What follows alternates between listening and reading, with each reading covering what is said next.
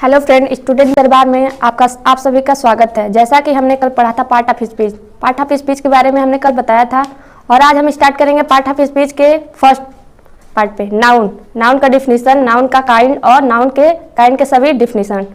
सबसे पहले स्टार्ट करते हैं हम नाउन का हिंदी अनुवाद होता है संज्ञा। A noun is the name of a person, place और थिंग। किसी भी प्राणी, व्यक्ति, जगह या वस्तु के नाम को हम संज्ञा कहते हैं। For example Ram, Mohan, Delhi, Dehradun, mobile, pen, etc। अब नेक्स्ट टॉपिक है टाइप्स ऑफ नाउन, संज्ञा के प्रकार। तो नाउन 5 प्रकार के होते हैं। पहला नाउन है प्रॉपर नाउन, व्यक्तिवाचक संज्ञा। दूसरा कॉमन नाउन, जातिवाचक संज्ञा। तीसरा कलेक्टिव नाउन, समूहवाचक संज्ञा। चौथा मटेरियल नाउन, पदार्थवाचक संज्ञा।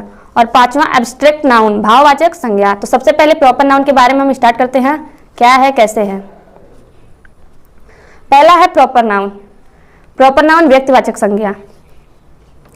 Name of a person, place और थिंग। किसी व्यक्ति, स्थान या वस्तु का नाम हो उसको हम व्यक्तिवाचक संज्ञा यानी प्रॉपर नाउन बोलते हैं। जैसे एग्जांपल है Ram, name of a person. दूसरा है टफी, ये भी नेम ऑफ ए क्रीचर। तीसरा है Dehradun, name of a place, ये जगह का नाम है। चौथा है Parker pen, name of a thing. Pen में बहुत सारे पेन होते हैं, जिसमें पार्कर पेन है, ये नेम ऑफ ए थिंग। अब उसके बाद दूसरा स्टार्ट करते हैं common noun.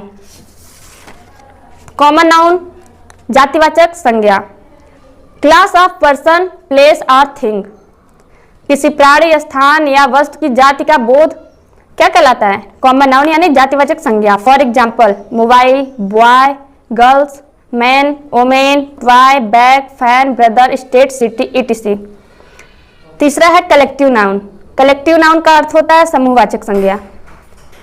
Group of creature, places और थिंग्स। प्राणियों, स्थानों या वस्तुओं के समूह का बोध कराता उसे कलेक्टिव नाउन यानी समूहवाचक संज्ञा कहते हैं। For example people, group of person. Crowd का मतलब होता है भीड़। Group of person. Batch, group of students. Next topic है टीम ग्रुप ऑफ प्लेयर्स का टीम, यानी ये समूहवाचक संज्ञा कलेक्टिव नाउन कहलाएगा। चौथा है मटेरियल नाउन, पदार्थवाचक संज्ञा। Material noun denotes the name of a material. किसी भी पदार्थ का नाम एक पदार्थवाचक संज्ञा है। जैसे एग्जाम्पल सोना, गोल्ड, चांदी, सिल्वर, तांबा, कॉपर इत्यादि।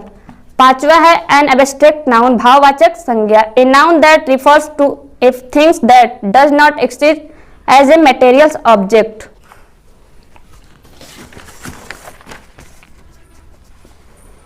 एन एब्स्ट्रैक्ट नाउन, भाववाचक संज्ञा। We can't see, touch, hear, smell और टेस्ट दिस नाउन। किसी भी चीज को दिया गया एक नाम जिसे छू या देख नहीं सकते उसे एन एब्स्ट्रैक्ट नाउन, भाववाचक संज्ञा कहते हैं।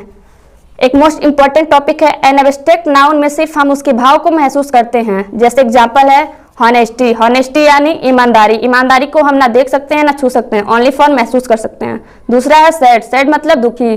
तीसरा है थेफ्ट मतलब चोरी करना। Hate, time, feelings, mathematics, expectation, उम्मीद। नेक्स्ट इंपॉर्टेंट टॉपिक है few of such word differ in pronunciation when used as a verb. ऐसे शब्दों में से कुछ शब्दों का उच्चारण संज्ञा में अलग और क्रिया में अलग होता है।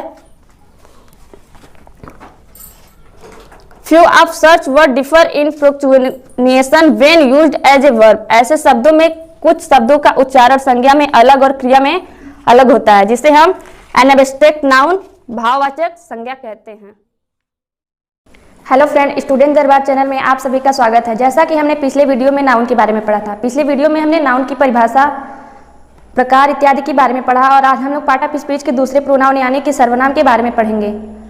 आज हम प्रोनाउन के डिफिनीशन तथा टाइप्स ऑफ प्रोनाउन के बारे में पढ़ेंगे। तो सबसे पहले हम शुरू करते हैं प्रोनाउन का डिफिनीशन। तो दोस्तों सबसे पहले हम ये जानेंगे कि प्रोनाउन को हिंदी में क्या कहते हैं। प्रोनाउन को हिंदी में सर्वनाम कहते हैं। अब पढ़ते हैं प्रोनाउन की परिभाषा तथा प्रकार। A pronoun is a word that is used in place of a noun. संज्ञा के स्थान पर प्रयोग किए जाने वाले शब्दों को हम प्रोनाउन यानी सर्वनाम कहते हैं। एग्जाम्पल है I, we, you, he, she, they, him, his, etc। More example Ram is a good boy. Ram एक अच्छा लड़का है, इसमें नाउन है राम। दूसरा एग्जाम्पल है ही इज हॉनेस्ट, वह ईमानदार है। अब यहाँ राम की जगह ही का प्रयोग किया गया है, इसलिए यहाँ ही प्रोनाउन होगा। अब है टाइप्स ऑफ प्रोनाउन, सर्वनाम के प्रकार। सर्वनाम 9 प्रकार के होते हैं। पहला है पर्सनल प्रोनाउन पुरुषवाचक सर्वनाम, दूसरा है डेमोन्स्ट्रेटिव प्रोनाउन संकेतवाचक सर्वनाम, तीसरा है इंट्रोगेटिव प्रोनाउन प्रश्नवाचक सर्वनाम, चौथा है इंडिफिनिट प्रोनाउन अनिश्चयवाचक सर्वनाम, पांचवा है रिलेटिव प्रोनाउन संबंधवाचक सर्वनाम, छठवां है डिस्ट्रीब्यूट प्रोनाउन विभाग सूचक सर्वनाम, सातवां है रिफ्लेक्सिव प्रोनाउन निजवाचक सर्वनाम, आठवां है इम्फैटिक प्रोनाउन दृढ़ता सूचक सर्वनाम, नौवां है रेसिप्रोकल प्रोनाउन परस्परवाचक सर्वनाम। सबसे पहले स्टार्ट करते हैं पर्सनल प्रोनाउन का परिभाषा और उसके एग्जाम्पल।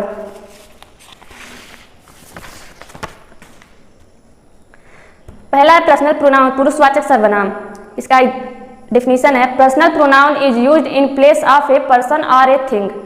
पर्सनल प्रोनाउन का प्रयोग किसी व्यक्ति अथवा वस्तु के नाम पर किया जाता है। जैसे एग्जाम्पल है I, we, you, he, she, it, they, etc। दूसरा प्रोनाउन है डेमोन्स्ट्रेटिव प्रोनाउन संकेतवाचक सर्वनाम। इसका डेफिनेशन है a demonstrative pronoun is a pronoun which points to a noun a person और थिंग। डेमोन्स्ट्रेटिव प्रोनाउन वह प्रोनाउन है जो नाउन की ओर संकेत करता है, यानी डेमोन्स्ट्रेटिव प्रोनाउन संकेतवाचक सर्वनाम वह सर्वनाम है जो संज्ञा की ओर संकेत करता है। जैसे एग्जाम्पल है दिस, दैट, देज, दोज। इसका अगला एग्जाम्पल है दिस इज माई बुक, यह मेरा किताब है। इसमें दिस मतलब ये किताब की ओर संकेत कर रहा है, तो ये डेमोन्स्ट्रेटिव प्रोनाउन होगा, दिस डेमोन्स्ट्रेटिव प्रोनाउन होगा। अब तीसरा प्रोनाउन है इंट्रोगेटिव प्रोनाउन प्रश्नवाचक सर्वनाम। इसका डिफिनेशन है interrogative pronoun are used to ask questions, यानी कि इंट्रोगेटिव प्रोनाउन का प्रयोग प्रश्न पूछने के लिए किया जाता है, मतलब प्रश्नवाचक सर्वनाम का प्रयोग प्रश्न पूछने के लिए किया जाता है। एग्जाम्पल है व्हाट, हु, हुज, होम, विच। इसका एक और एग्जाम्पल है व्हाट आर यू डूइंग, तुम क्या कर रहे हो। इसमें व्हाट क्वेश्चन पूछ रहा है, मतलब ये व्हाट इंट्रोगेटिव प्रोनाउन होगा। अब है चौथा प्रोनाउन, तो चौथा देखिए, चौथा इंडेफिनिट प्रोनाउन अनिश्चयवाचक सर्वनाम। इसका डेफिनेशन है indefinite pronouns do stand for some person और thing but we don't know for actually whom. मतलब इंडेफिनिट प्रोनाउन वह प्रोनाउन होता है जो किसी व्यक्ति अथवा वस्तु की ओर संकेत करता है जिसे के विषय में हम नहीं जानते हैं। इसका एग्जाम्पल है none, all, many, few, some, one, something. जैसे एग्जाम्पल है somebody has stolen my watch, किसी ने मेरी घड़ी को चुरा लिया। मतलब जान नहीं रहा किसके बारे में बता रहा है, किसी ने मेरी घड़ी को चुरा लिया, तो इसमें समबडी मतलब ये इंडेफिनिट प्रोनाउन होगा। पांचवा है रिलेटिव प्रोनाउन संबंधवाचक सर्वनाम। रिलेटिव प्रोनाउन है संबंधवाचक सर्वनाम। इसका डिफिनेशन है relative pronoun are those pronouns that join relative sentences and clauses and show the relation to a noun and modify the same noun. इसका हिंदी में परिभाषा होगा रिलेटिव प्रोनाउन दो वाक्यों या दो उपवाक्यों को आपस में जोड़ता है तथा अपने से पहले आने वाले नाउन के संबंध को दर्शाता है तथा उसके बारे में बताता है। जैसे एग्जाम्पल है who, which, was, home, that. इसका एग्जाम्पल है this is the book which I bought, या वही किताब है जिसको मैंने खरीदा था, तो इसमें विच रिलेटिव प्रोनाउन होगा। अब है पांचवा, छठवां देखिए डिस्ट्रीब्यूट प्रोनाउन विभाग सूचक सर्वनाम। इसका डिफिनेशन है distribute pronoun refer to individual elements in a group और ए पेयर। मतलब डिस्ट्रीब्यूट प्रोनाउन वाक्य में आए हुए ग्रुप में प्रत्येक की ओर संकेत करता है। जैसे एग्जाम्पल है इच, आइदर, नाइदर, एनी। इसका एग्जाम्पल सेंटेंस बनेगा each of the boys got a prize. इसमें इच डिस्ट्रीब्यूट प्रोनाउन होगा। सातवां प्रोनाउन है रिफ्लेक्सिव प्रोनाउन मतलब निजवाचक सर्वनाम। A reflexive pronoun expresses that subject's action affects the subject itself. मतलब रिफ्लेक्सिव प्रोनाउन यह व्यक्त करता है कि किस तरह से कार्य का प्रभाव सब्जेक्ट यानी कर्ता पर पड़ता है। जैसे एग्जाम्पल है himself, herself, itself, yourself, ourself. इसका सेंटेंस बनेगा he prepared himself for the test. उसने टेस्ट के लिए खुद को तैयार किया। तो इसमें हिमसेल्फ मतलब ये रिफ्लेक्सिव प्रोनाउन होगा। इसका एक नोट है रिफ्लेक्सिव प्रोनाउन वह क्रिया के बाद प्रयोग किए जाते हैं। रिफ्लेक्सिव प्रोनाउन जो होता है वो किसी भी सेंटेंस में अगर प्रयोग होता है तो वो क्रिया के बाद प्रयोग किया जाता है। अब उसके बाद है आठवां इम्फैटिक प्रोनाउन यानी दृढ़ता सूचक सर्वनाम। emphatic pronouns emphasize the subject, these are used in nominative cases। मतलब emphatic प्रोनाउन सदैव सब्जेक्ट यानी कर्ता पर दबाव डालते हैं और इनका प्रयोग नॉमिनेटिव केसेस में किया जाता है। जैसे एग्जांपल है myself, yourself, himself, itself. इसका सेंटेंस बनेगा I myself can do it. मैं इसे खुद कर सकता हूँ, मतलब इसे स्वयं कर सकता हूँ। तो इसमें माई सेल्फ इम्फेटिक प्रोनाउन होगा। इसमें भी एक इंपॉर्टेंट पॉइंट है, इम्फेटिक प्रोनाउन वर्ब यानी क्रिया के पहले प्रयोग किया जाता है। इम्फेटिक प्रोनाउन किसी भी सेंटेंस में अगर प्रयोग होगा तो क्रिया के पहले यानी वर्ब के पहले प्रयोग होगा। 9वां है रेसिप्रोकल प्रोनाउन, मतलब परस्पर वाचक सर्वनाम। A reciprocal pronoun is used if two और more subjects act in a same manner. यानी कि रेसिप्रोकल प्रोनाउन का प्रयोग तब किया जाता है जब दो या दो से अधिक सब्जेक्ट्स यानी दो या दो से अधिक कर्ता एक तरह का कार्य करते हैं, मतलब सेम कार्य करते हैं। इसका एग्जाम्पल है ईच अदर, वन एनदर। इसका सेंटेंस बनेगा Mohan and Sohan help each other, मतलब मोहन और सोहन एक दूसरे की सहायता करते हैं या प्रत्येक की सहायता करते हैं। तो इसमें ईच अदर रेसिप्रोकल प्रोनाउन होगा। तो दोस्तों ये रहा प्रोनाउन का परिभाषा और डिफिनीशन और काइंड। तो वीडियो अच्छा लगे तो लाइक करिए और सब्सक्राइब कीजिए और कमेंट्स में बताइए कि वीडियो आपको कैसा लगा।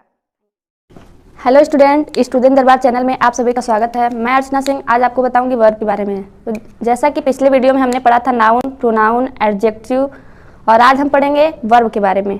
तो पार्ट ऑफ स्पीच का ये भी एक हिस्सा है वर्ब, जिसको हिंदी में हम बोलते हैं क्रिया। तो आज मैं बताऊंगी आपको कि वर्ब क्या होता है, ये कितने प्रकार के होते हैं और कौन कौन से होते हैं। तो चलिए सबसे पहले स्टार्ट करते हैं वर्ब, जिसको हिंदी में बोलते हैं हम क्रिया।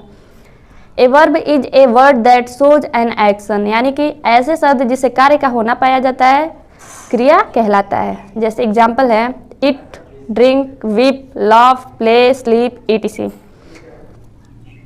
इसमें एक और है there are some words that help verbs in a sentence, they are called helping verb.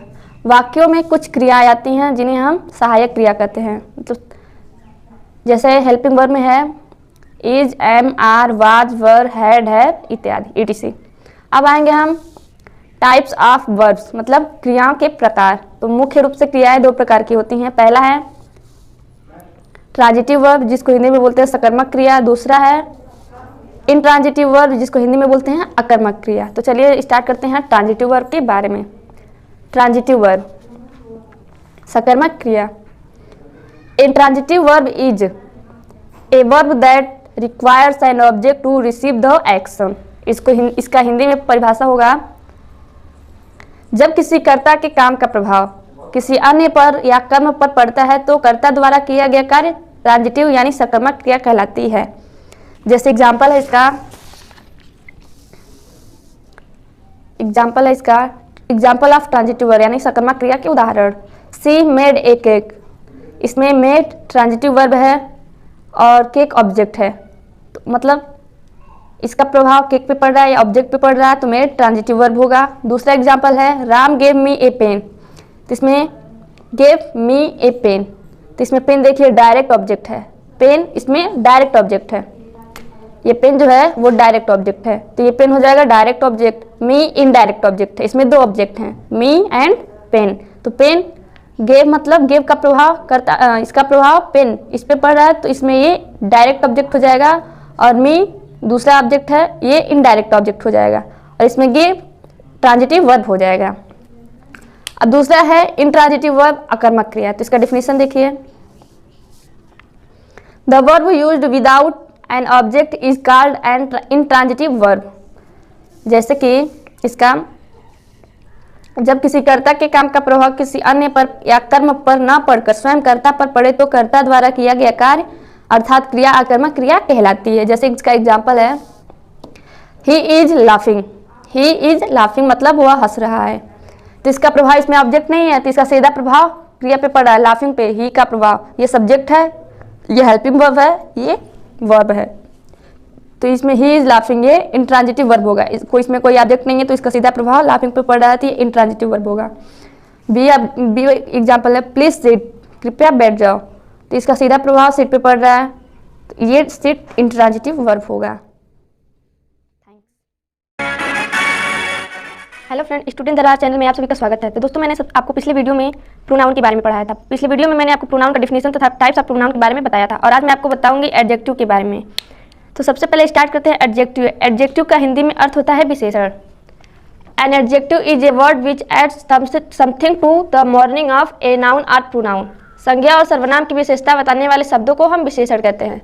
Example है, Ram has a black pen. Ram के पास एक काला पेन है, इसमें एडजेक्टिव ब्लैक होगा, मतलब इसमें राम के पास ब्लैक पेन है, काला पेन है, तो इसमें एडजेक्टिव ब्लैक होगा। दूसरा है, it was a poor man. तीसरा है, जय Hind is a small boy. जय हिंद एक छोटा लड़का, इसमें स्मॉल जय हिंद की विशेषता बता रहा है, तो ये एडजेक्टिव होगा। अब है टाइप्स ऑफ एडजेक्टिव, विशेषण के प्रकार। विशेषण 9 प्रकार के होते हैं। पहला है एडजेक्टिव ऑफ क्वालिटी, गुणवाचक विशेषण। दूसरा है एडजेक्टिव ऑफ क्वांटिटी, परिणामवाचक या मात्रावाचक विशेषण। तीसरा है एडजेक्टिव ऑफ नंबर, संख्यावाचक विशेषण। चौथा है डेमोन्स्ट्रेटिव एडजेक्टिव, संकेतवाचक या निर्देशवाचक विशेषण।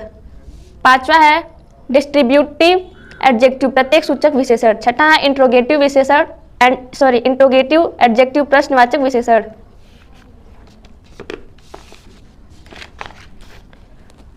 सातवां है पोजेसिव एडजेक्टिव, संबंधवाचक विशेषण। आठवां है एम्फैसिजिंग एडजेक्टिव, जोर डालने वाले या दबाव डालने वाले विशेषण। नौवां है एक्सक्लेमेटरी एडजेक्टिव, विस्मय सूचक विशेषण। तो सबसे पहले स्टार्ट करते हैं एडजेक्टिव ऑफ क्वालिटी यानी गुणवाचक विशेषण के बारे में। The words which show the quality और state of noun are called the adjective of quality. वे शब्द जो संज्ञा के गुण या दशा को दर्शाते हैं उन्हें गुणवाचक विशेषण कहा जाता है। जैसे एग्जाम्पल है, bad, beautiful, clever, dry, golden, good, great, handsome, etc। इसका एग्जाम्पल है, सेंटेंस बनेगा, there are a ripe mangoes.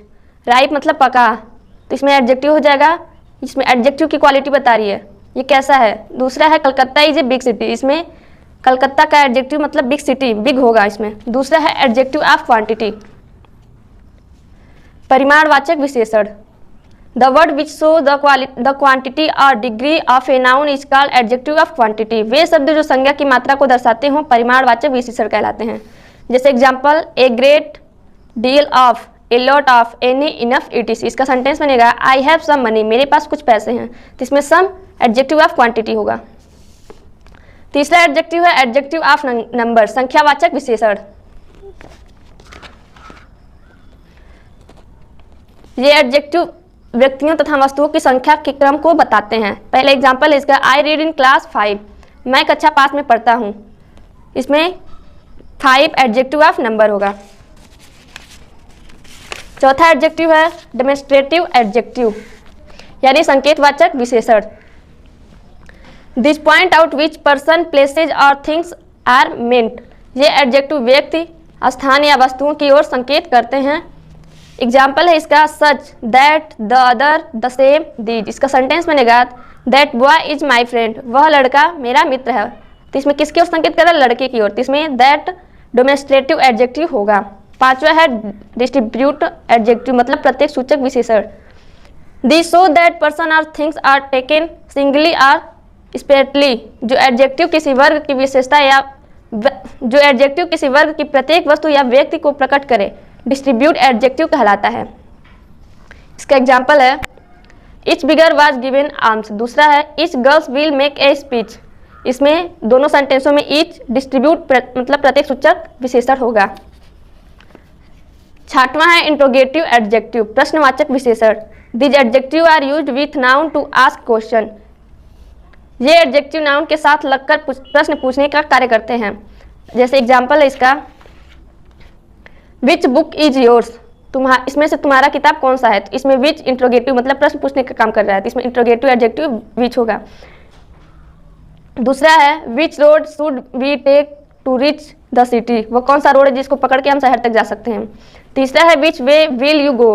चौथा है, हुज फोन इज दिस, यह किसका फोन है, तो इसमें एडजेक्टिव हुज होगा। सातवां एडजेक्टिव है पोजेसिव एडजेक्टिव यानी संबंधवाचक विशेषण। The adjective which show position और relationship are called possessive adjective. ये एडजेक्टिव स्वमित यानी या संबंध को प्रकट करते हैं। इसमें कुछ पोजेसिव एडजेक्टिव हैं जैसे my, our, your, his, her, their, etc। इसका एग्जाम्पल है, our dog has beat their rabbit. इसमें देयर पॉजेसिव एडजेक्टिव होगा। दूसरा है दैट इज देयर स्कूल, इसमें देयर पॉजेसिव एडजेक्टिव होगा।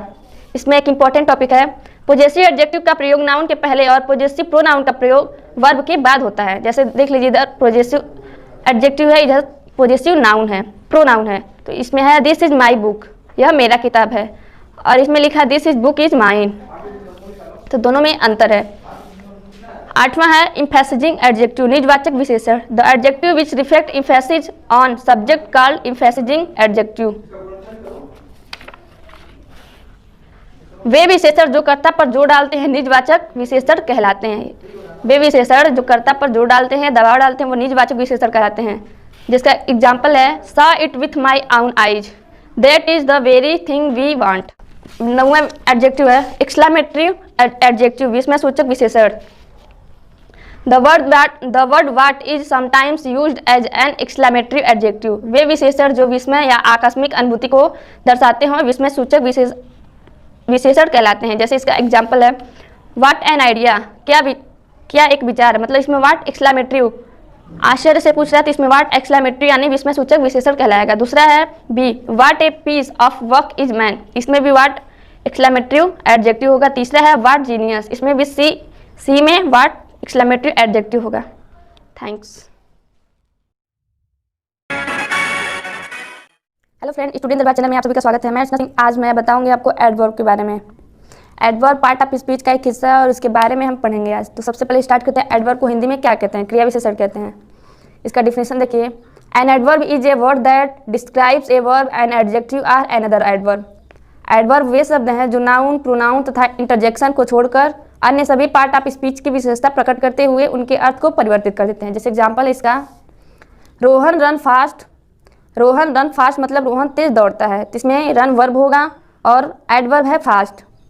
बी है इसमें she is a very good girl, वह एक बहुत अच्छी लड़की है, तो इसमें वेरी एडवर्ब होगा। अब है टाइप्स ऑफ एडवर्ब, मतलब क्रिया विशेषण के प्रकार। तो एडवर्ब यानी क्रिया विशेषण 10 प्रकार के होते हैं। पहला है एडवर्ब ऑफ मैनर, तरीके का क्रिया विशेषण जिसको हिंदी में बोलते हैं। दूसरा है एडवर्ब ऑफ प्लेस, जिसको हिंदी में बोलते हैं स्थानवाचक क्रिया विशेषण। तीसरा है एडवर्ब ऑफ टाइम, जिसको हिंदी में बोलते हैं समयवाचक क्रिया विशेषण। चौथा है एडवर्ब ऑफ डिग्री और क्वांटिटी, मतलब परिमाणवाचक क्रिया विशेषण। पांचवा है एडवर्ब ऑफ रीजन, जिसको हिंदी में बोलते हैं करणवाचक क्रिया विशेषण। छठवां है एडवर्ब ऑफ फ्रीक्वेंसी और नंबर, जिसको हिंदी में बोलते हैं संख्यावाचक क्रिया विशेषण। सातवां है एडवर्ब ऑफ अफर्मेशन और निगेशन, जिसको हिंदी में बोलते हैं प्रतिज्ञान या निषेध क्रिया विशेषण। आठवां है एडवर्ब ऑफ कंजक्शन, जिसको हिंदी में बोलते हैं समुच्चय बोधक क्रिया विशेषण। 9वां है इंट्रोगेटिव एडवर्ब, जिसको हिंदी में बोलते हैं प्रश्नवाचक क्रिया विशेषण। 10वां है रिलेटिव एडवर्ब, जिसको हिंदी में बोलते हैं संबंधवाचक क्रिया विशेषण। तो सबसे पहले स्टार्ट करते हैं एडवर्ब ऑफ मैनर का डिफिनेशन। एडवर्ब ऑफ मैनर मतलब तरीके का क्रिया विशेषण।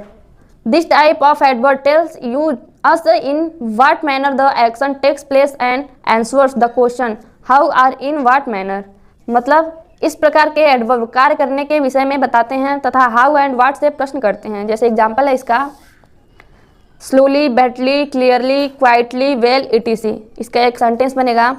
ए है ही वॉक्स स्लोली, वह धीरे चलता है, तो इसमें ही सब्जेक्ट है, वॉक्स मतलब ये क्रिया है यानी वर्ब है, स्लोली एडवर्ब ऑफ मैनर है।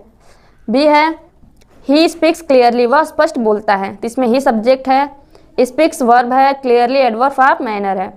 अब दूसरा एडवर्ब है एडवर्ब ऑफ प्लेस यानी स्थानवाचक क्रिया विशेषण।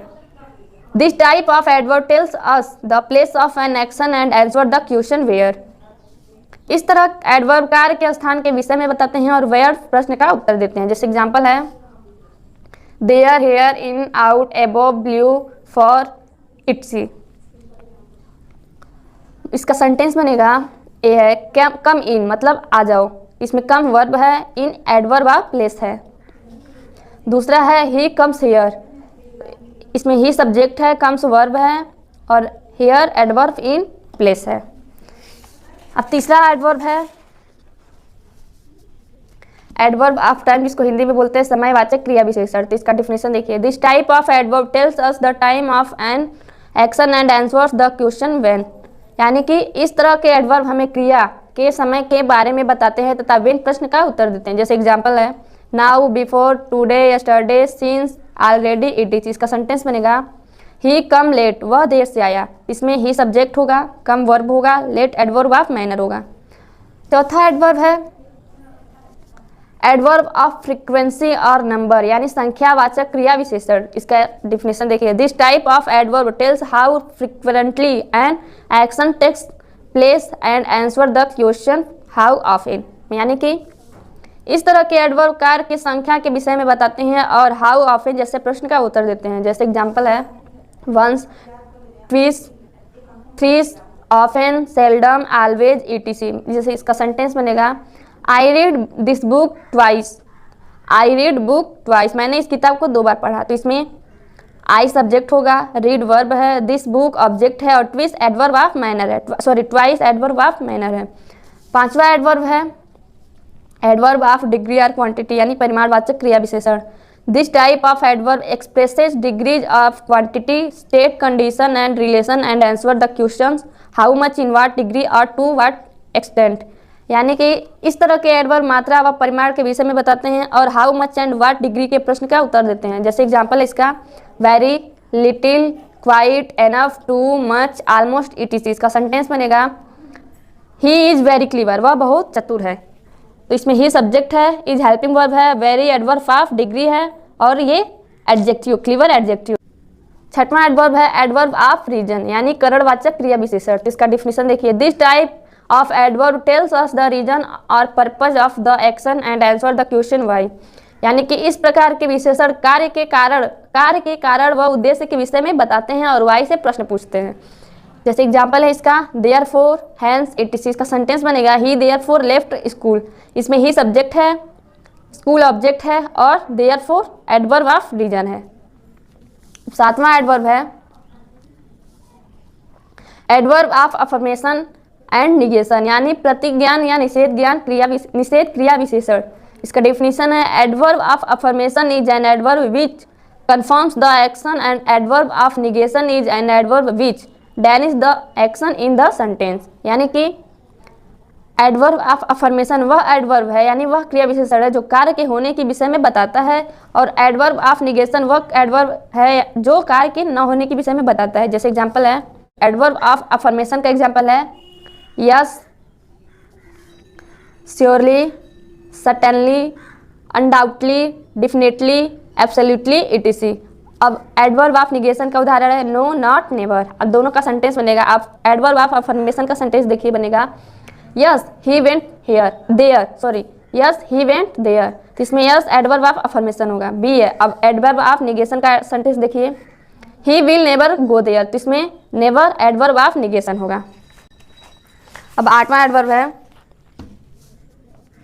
एडवर्ब ऑफ कंजक्शन, यानी समुच्चय बोधक क्रिया विशेषण। तो इसका डिफिनेशन है adverb of conjunction are used to connect two clauses, phrases और word. It connect two clauses, phrases और word separated by a semicolon but not by a comma, यानी कि एडवर्ब ऑफ कंजक्शन 2 वाक्यों या 2 उपवाक्यों को जोड़ने के लिए प्रयोग किया जाता है। 2 वाक्यों या 2 उपवाक्यों को अलग करने के लिए अर्धविराम चिन्ह का प्रयोग करते हैं, न कि कामा का प्रयोग करते हैं। अर्धविराम चिन्ह का मतलब सेमीकोलन और कामा का मतलब कॉमा।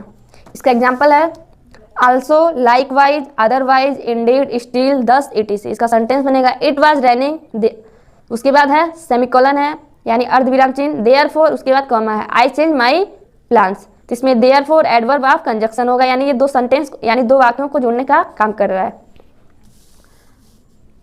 9वां एडवर्ब है इंट्रोगेटिव एडवर्ब, प्रश्नवाचक क्रिया विशेषण। इसका डिफिनेशन है interrogative adverb are used to ask question, यानी कि इंट्रोगेटिव एडवर्ब का प्रयोग प्रश्न पूछने के लिए किया जाता है। इसका एग्जांपल है when, where, why, how, how many, how much.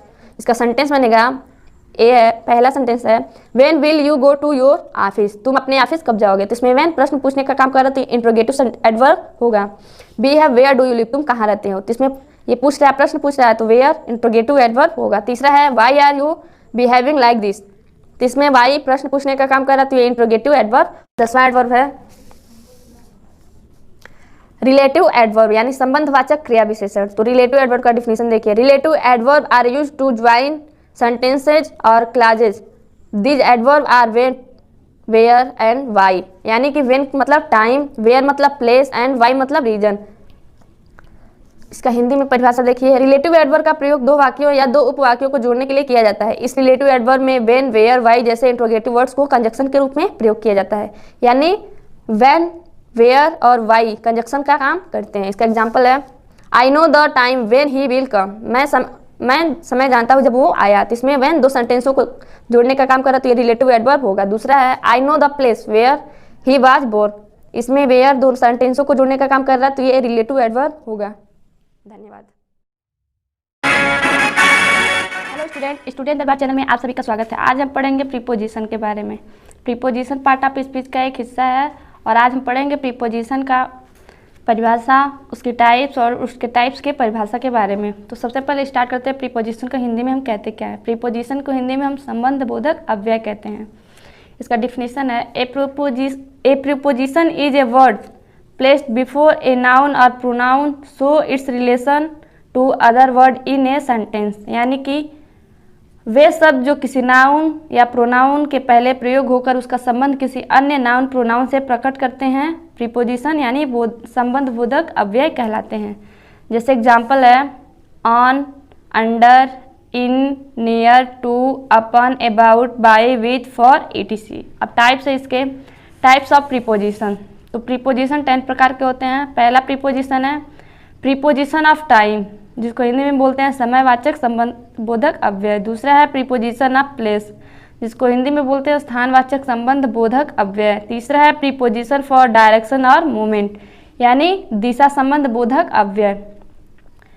चौथा है प्रीपोजिशन फॉर एजेंट, यानी अभिकर्ता संबंध बोधक अव्यय। पांचवा है प्रीपोजिशन ऑफ इंस्ट्रूमेंट, जिसको हिंदी में बोलते हैं साधन संबंध बोधक अव्यय। छठवां है प्रीपोजिशन फॉर रीजन, करणवाचक संबंध बोधक अव्यय कहलाता है। सातवां है प्रीपोजिशन फॉर ओरिजिन, जिसको हिंदी में बोलते हैं मूल संबंध बोधक अव्यय। आठवां है प्रीपोजिशन फॉर पर्पज, यानी उद्देश्यवाचक संबंध बोधक अव्यय। नौवां है प्रीपोजिशन फॉर प्राइस, जिसको हिंदी में बोलते हैं मूल्य संबंध बोधक अव्यय। 10वां है एप्रोप्रिएट प्रीपोजिशन, उचित संबंध बोधक अव्यय। सबसे पहले स्टार्ट करते हैं फर्स्ट, यानी प्रीपोजिशन ऑफ टाइम, समयवाचक संबंध बोधक अव्यय। तो देखिए this prepositions are used to denote the time, यानी कि इस प्रकार के प्रीपोजिशन का प्रयोग समय बताने के लिए किया जाता है। जैसे एग्जांपल है at, on, in, by, of, from, away, since, for, etc। इसका सेंटेंस है ही केम एट 4 o'clock, यानी वो 4 बजे आया। तो इसमें एट समय दिखा रहा है, तो ये एट प्रीपोजिशन ऑफ टाइम होगा। दूसरा प्रीपोजिशन है प्रीपोजिशन ऑफ प्लेस, जिसको हिंदी में बोलते हैं स्थानवाचक संबंध बोधक अव्यय। This prepositions are used to denote the place, यानी कि इस प्रकार के प्रीपोजिशन का प्रयोग स्थान बताने के लिए किया जाता है। जैसे एग्जाम्पल है इसका on, at, in, into, from, inside, outside, between, behind, under, in, front of, etc। इसका सेंटेंस है he jumped from a wall, मतलब वो दीवार से कूदा। इसमें फ्रॉम दीवार की ओर संकेत कर रहा है, तो फ्रॉम इसमें हो गया प्रीपोजिशन ऑफ प्लेस। तीसरा प्रीपोजिशन है प्रीपोजिशंस फॉर डायरेक्शन और मूवमेंट, यानी दिशा संबंध बोधक अव्यय। These prepositions express the direction or movement of something, यानी कि इस प्रकार के प्रीपोजिशंस का प्रयोग दिशा या क्षण बताने के लिए प्रयोग किया जाता है। जैसे इसका एग्जाम्पल है up, down, over, under, along, to, into, across, through, towards, etc। इसका सेंटेंस है he went to the office, इसमें he went to the office, इसमें टू ऑफिस की डायरेक्ट संकेत कर रहा है, तो इसमें टू होगा प्रीपोजिशन फॉर डायरेक्शन और मूवमेंट। अब चौथा प्रीपोजिशन है प्रीपोजिशन फॉर एजेंट, यानी अभिकर्ता संबंध बोधक अव्यय। These prepositions are used to denote an action done by someone to the subject, यानी इस प्रीपोजिशन का प्रयोग उस क्रिया को परिभाषित करने के लिए किया जाता है जो सब्जेक्ट यानी कर्ता के लिए किसी और के द्वारा किए जाते हैं। जैसे इसका एग्जाम्पल है बाय, विथ, etc। इसका सेंटेंस है the book was written bye Shakespeare, ये बाय मतलब ये पैसिव वॉइस सेंटेंस है बाय शेक्सपियर, इसमें बाय प्रीपोजिशन फॉर एजेंट होगा। पांचवा प्रीपोजिशन है प्रीपोजिशन फॉर इंस्ट्रूमेंट और मीन्स यानी साधन संबंध बोधक अव्यय। The preposition for instrument indicates using which the action is performed, यानी इस प्रकार के प्रीपोजिशन का प्रयोग उस साधन की ओर संकेत करता है जिसका प्रयोग करके क्रिया किया जाता है। जैसे एग्जाम्पल है इसका बाई विथ, इसका सेंटेंस बनेगा he went to the office by bus, वह बस के द्वारा अपने ऑफिस जाता है। तो इसमें बाई बस, बाई मतलब बस की ओर संकेत कर रहा है, ये पैसिव वॉइस है। बाई इसमें होगा प्रीपोजिशन फॉर इंस्ट्रूमेंट। छठा प्रीपोजिशन है प्रीपोजिशन ऑफ काज यानी रीजन, कारणवाचक संबंध बोधक अव्यय। These prepositions are used to describe why something has occurred, यानी कि इस प्रकार के प्रीपोजिशन हमें कारण के विषय में बताते हैं।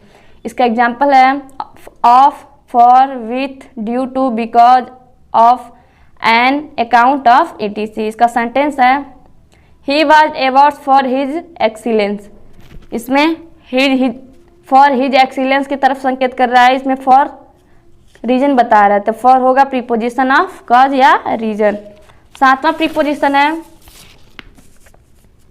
प्रीपोजिशन फॉर ओरिजिन और सोर्स, यानी मूल संबंध बोधक अव्यय। This preposition from is use to describe the origin और सोर्स ऑफ ए पर्सन और ए थिंग, यानी इस प्रकार के प्रीपोजिशन में हम ओरिजिन और सोर्स मतलब मूल या स्रोत को परिभाषित करने के लिए फ्रॉम प्रीपोजिशन का प्रयोग करते हैं। इसका एग्जाम्पल एक ही है फ्रॉम, इसका सेंटेंस है I am basically from UP, मैं बेसिकली मतलब यूपी से हूँ, यानी इसमें फ्रॉम यूपी की तरफ संकेत कर रहा है। फ्रॉम इसमें होगा प्रीपोजिशन ऑफ ओरिजिन। आठवां प्रीपोजिशन है प्रीपोजिशन ऑफ पर्पज, यानी उद्देश्य संबंध बोधक अव्यय। इसका डिफिनेशन है we commonly use the preposition for to describe purpose, यानी इस प्रकार के प्रीपोजिशन में उद्देश्य को परिभाषित करने के लिए फॉर प्रीपोजिशन का प्रयोग किया जाता है।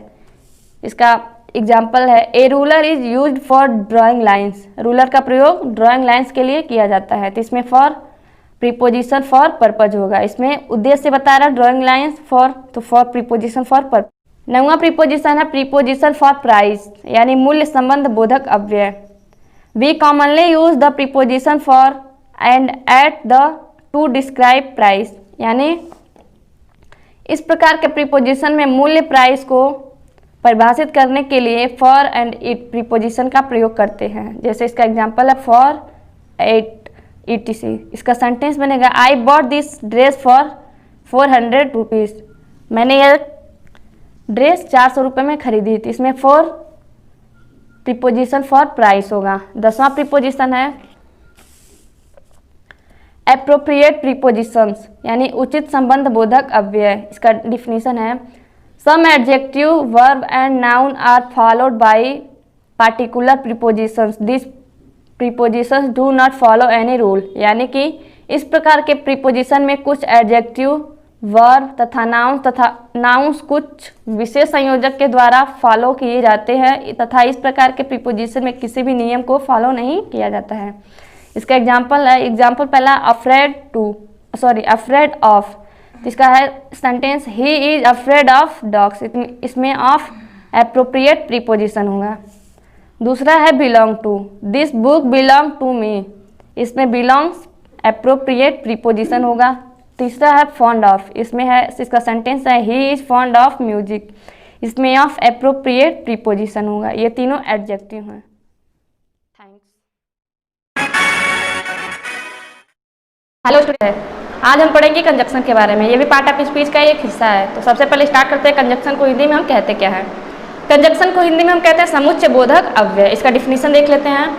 ए conjunction is a word that joins word और सेंटेंस टुगेदर, यानी कि वे शब्द जो किसी दो शब्दों, दो वाक्यों या दो उपवाक्यों को आपस में जोड़ते हैं या जोड़ता है, कंजक्शन यानी समुच्चय बोधक अव्यय कहलाता है। एग्जाम्पल है एंड, बट, सो, बिकॉज और टिल, अनटिल, etc।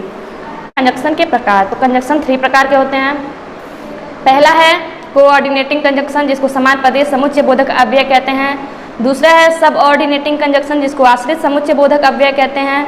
तीसरा है कोरिलेटिव कंजक्शन, जिसको सहसंबंधित समुच्चय बोधक अव्यय कहते हैं। अब सबसे पहले स्टार्ट करते हैं कोऑर्डिनेटिव कंजक्शन के बाद। कोऑर्डिनेटिव कंजक्शन को हिंदी में बोलते हैं समान पदीय समुच्चय बोधक अव्यय। इसका डिफिनीशन देख लेते हैं।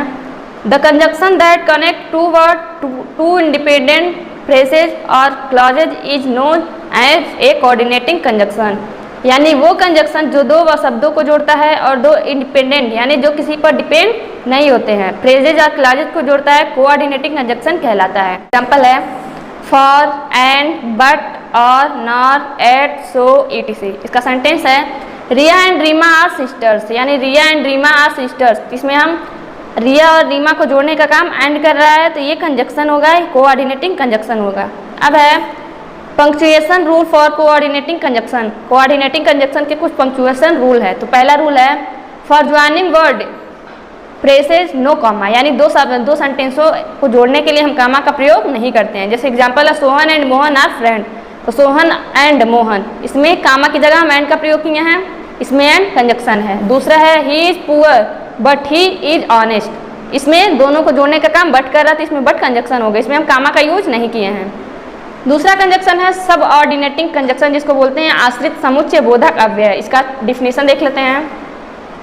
The conjunction that join a clauses to another on which a depend for its full meaning is called subordinating conjunction, यानी कि वह कंजक्शन जो एक क्लॉजेस किसी दूसरे के साथ जोड़ता है जिस पर वह अपने पूरे अर्थ के लिए आश्रित रहता है, यानी इंडिपेंडेंट नहीं होता है, डिपेंडेंट होता है, सबऑर्डिनेटिंग कंजक्शन कहलाता है। एग्जांपल ऑफ सबऑर्डिनेटिंग कंजक्शन, यानी सबऑर्डिनेटिंग कंजक्शन का एग्जांपल है, इसका एग्जांपल है after, as soon as, before, until, since, although, though, whether, then, if, unless, as, because, that, etc। इसका सेंटेंस है I went to office after I finished the housework, मतलब इसको दोनों I went to office after I finished the housework, after ये दोनों सेंटेंसों को जोड़ने का काम कर रहा है, तो ये सब ऑर्डिनेटिंग कंजक्शन है।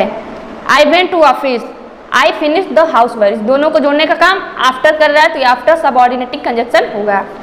दूसरा है it's so long since I saw them, इन दो it's so long और I saw them को जोड़ने का काम since कर रहा है, इसमें since सबऑर्डिनेटिंग कंजक्शन होगा। सी है दो it was raining he went out, इसमें दो सबऑर्डिनेटिंग कंजक्शन है। डी है he is stronger than his brother, he is stronger his brother, इन दोनों को जोड़ने का काम then कर रहा है, तुलना कर रहा है, तो इसमें तुलना मतलब then, इसमें सबऑर्डिनेटिंग कंजक्शन होगा।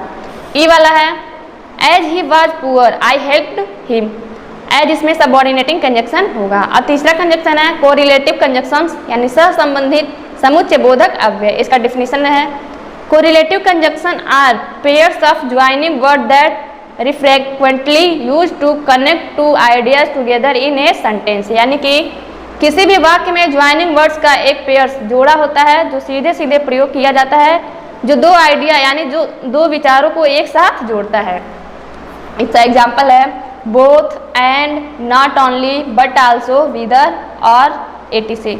इसका सेंटेंस है पहला है both English and Hindi are spoken in India, मतलब बोथ पहले लिखा गया है, इसमें ये बोथ कोरिलेटिव कंजक्शन होगा। इंग्लिश एंड हिंदी को जोड़ने का काम एंड कर रहा है, इंग्लिश और हिंदी को जोड़ने का काम एंड कर रहा है, तो इसमें बोथ और एंड कोरिलेटिव कंजक्शन होंगे। दूसरा है यानी B he want not only a toffee but also money, इसमें नॉट ओनली बट आल्सो दोनों को जोड़ने का काम कर रहा है, तो ये नॉट ओनली और बट आल्सो कोरिलेटिव कंजक्शन होंगे।